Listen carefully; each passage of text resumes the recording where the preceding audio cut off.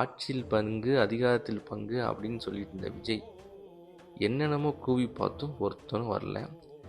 எனக்கு தெரிஞ்ச செங்கோட்டையன் அவர்களும் தாவைக்காலேருந்து பிடுங்கிட்டு அங்கே போயிடுவார்னு நினைக்கிறேன். ஏன்னா செங்கோட்டையன் அவர்கள் இப்போ ரியலைஸ் பண்ணியிருப்பார், ஒருத்தரும் வரல, இவர் மட்டும் தான் அந்த கட்சியில் இருக்கார்.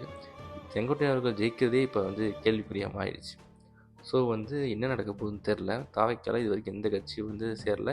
கூட்டணியே இல்லாமல் தாவைக்கா தனித்து நிற்கும்போது கொஞ்சம் முதல்வர் ஆகிறதுலாம் வாய்ப்பே கிடையாது, எதிர்கட்சி ஆகிறது வாய்ப்பே கிடையாது.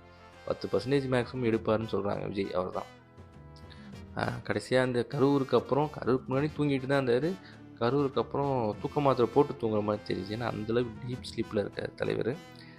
ஏன்னா எந்த ஒரு ஆக்டிவிட்டியுமே இல்லை, அரசியல் ஆக்டிவிட்டீஸ் எதுவுமே இல்லை விஜய்கிட்ட. கட்சி நடக்குதான்னு தெரில, என்ன பண்ணுறாங்கன்னு தெரில. மற்ற கட்சி பற்றி, அந்த தலைவர்களை பற்றி நியூஸ் வந்துக்கிட்டே இருக்குது, ஏதாவது ஒரு ஆக்டிவிட்டி பண்ணிக்கிட்டே இருக்காங்க.